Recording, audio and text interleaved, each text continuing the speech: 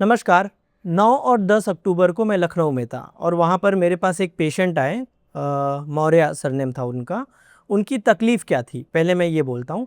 तो उनको बचपन से मतलब भयंकर कफ आता था, पेट साफ़ नहीं होता था, पेट में मरोड़ होता था, बचपन से निमोनिया हो रहा था, हर 2-2 महीने में सर्दी होती थी, जोड़ों से आवाज़, नींद ना आना। वो टीचर थे और वज़न उनका सूखते जा रहा था।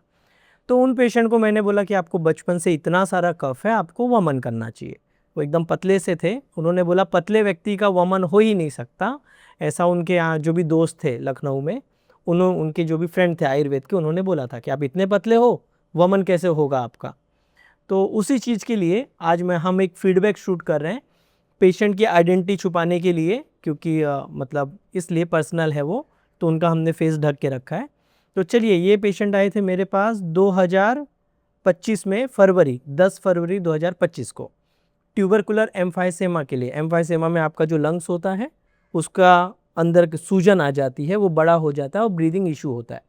तो उन्होंने ऑलमोस्ट 8 से 10 महीने आयुर्वेदा लिया है और उनका क्या एक्सपीरियंस है वो आज हम जानेंगे, इसलिए ये फीडबैक ले रहे हैं।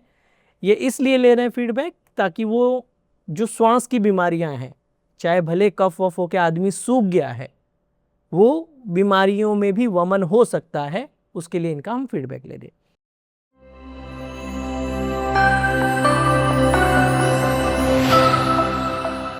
नमस्कार। ठीक। चलिए, कब आए थे आप? 10 फरवरी 2025 को ना। ठीक है। कितनी एज है आपकी?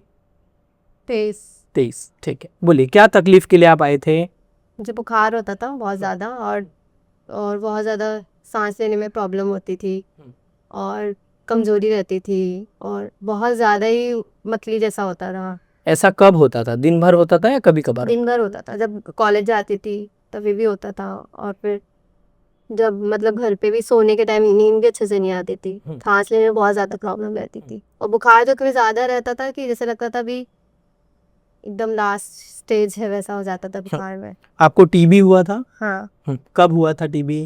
1.5 साल पहले। उसकी दवाइयाँ ली थी आपने? बहुत 1.5 साल से दवा सब था। वो टीबी के पहले क्या क्या हुआ था? उससे पहले मुझे निमोनिया हुआ था। कब की बात है? निमोनिया, टीबी जब रिपोर्ट कराई तो उसके 6 महीना पहले निमोनिया हुआ था। फिर निमोनिया की दवा कराई थी। फिर दवा में क्या कराया था? आयुर्वेद, एलोपैथ, नहीं, होम्योपैथ? ये एलोपैथी। हाँ, ठीक। फिर उसके बाद टीबी की भी एलोपैथी दवाइयाँ ली? 1.5 कितने साल। समय तक ली? 1.5 साल। तो फिर डॉक्टर का क्या बोलना था? डॉक्टर बोले कि अब मतलब जम गया है वो जगह पे लंग्स में, तो वो ऑपरेशन के थ्रू। क्या जम गया है? कफ। कफ। तो उसका क्या बोला था करने? बोले थे कि ऑपरेशन कराना पड़ेगा। हाँ। ऑपरेशन से वो ठीक होगा, ऑपरेशन कराने के बाद फिर दवा स्टार्ट करेंगे तो फिर वो ठीक जाएगा। तो ऑपरेशन के लिए आप क्यों नहीं गए? क्योंकि मुझे ये आपका रिकमेंडेशन मिला, एक मतलब एक थे उनके थ्रू। फिर मैंने वीडियोस वगैरह भी देखी तो फिर मुझे समझ में आया, तो मैंने यहाँ पर आई। तो क्या क्या तकलीफें होती थी? एक सांस लेने में तकलीफ होती थी आपको, बहुत और ज़्यादा। बुखार कब आता था? सुबह, दोपहर, शाम या? पूरा आता था तो पूरा टाइम ही रहता था, 2-3 दिन ऐसा रहता ही था। फिर बुखार की दवा खाती थोड़ा कम होता था, फिर रात में फिर तेज एकदम हो जाता था। कफ निकलता था या सूखी खांसी होती थी? कफ रहता था, पूरा कफ कफ रहता जमा रहता था। था, खांसी नहीं होती थी। आपको जब हमने चेक किया था तो आपके लीवर में अच्छा खासा दर्द हुआ था और बाकी सब नॉर्मल था।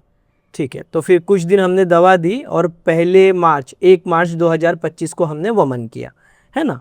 वमन करने के बाद, हाँ, 1 मार्च को वमन किया आपने। आपको खट्टा कड़वा पूरा निकला था, है ना, गले में जलन हुई थी।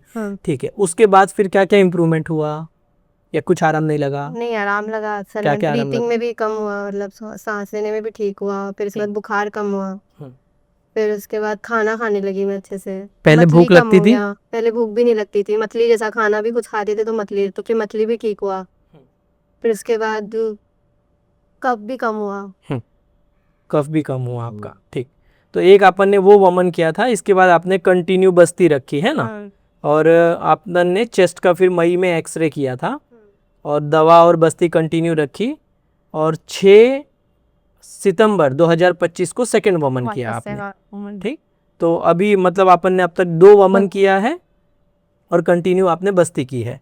तो फरवरी से अभी अक्टूबर, आज 11 अक्टूबर है, तो ये 8 महीने में क्या है आपका एक्सपीरियंस और क्या क्या आराम है?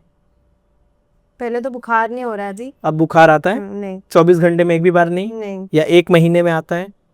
बीच में आता था महीने में, अभी तो नहीं आया। जब से अभी सेकंड वमन हुआ, अभी बुखार नहीं आया है। बुखार नहीं आ रहा है। सेकंड जो मछली जैसी होती थी, उल्टी हाँ, जैसा, मछली नहीं हो रही है, मैं खाना खा पा रही हूँ रोज। सर्दी कफ वफ सर्दी कब भी नहीं है। नहीं है, ठीक। तो उसके बाद और यहाँ पेन होता था चेस्ट में, हाँ, लंग्स में श्वास बहुत लेते ज्यादा पेन होता था। पेन कम हुए, वो कभी कभार जब ज्यादा मतलब चलो वगैरह तो दर्द होता है, वरना नहीं। पहले अब पूरा टाइम दर्द होता था।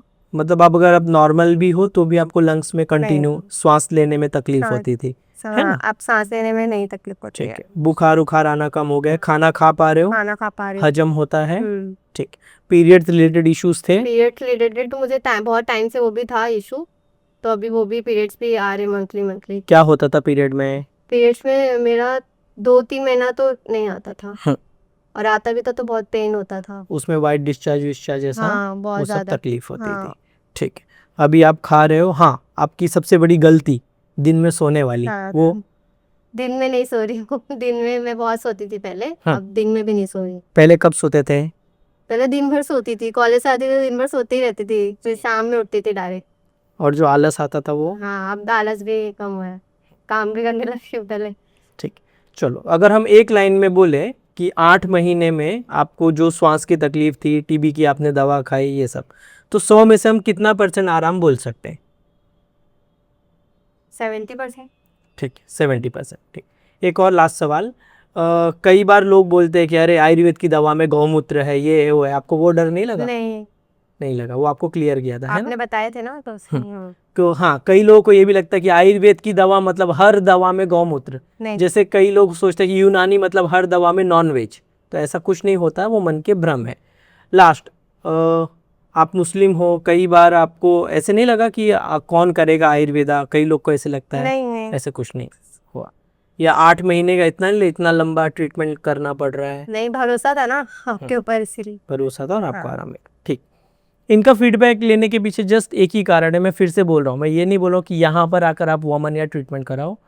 आप में से जो भी श्वास के पेशेंट हैं, जिनको भी ब्रीदिंग इश्यूज है, पीरियड नहीं आता, जो कुछ भी, अगर फीमेल है तो, मेल में वजन सूख रहा है, मल में चिकनापन होता है, और किसी भी कारण से आपका कफ और वात बिगड़ा है, तो चाहे आप पतले ही हैं, अगर आपके दोषों की अवस्था बहुत ज़्यादा है तो आप वमन कर सकते हैं। जैसे कि इनका हम 2 बार वमन किया, और नीचे ये फ़ोटो मैं आपको दिखा रहा हूँगा, उनका नाम हमने हाइड किया है कि किस तरीके से हमने उनको वमन किया, वो आपको मैं फाइल शेयर कर दूँगा, ठीक।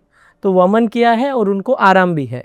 अभी हम लगभग मार्च तक इनको औषधियाँ रखेंगे, उसके बाद वसंत ऋतु आने पे अगर कोई तकलीफ़ नहीं तो बंद कर देंगे।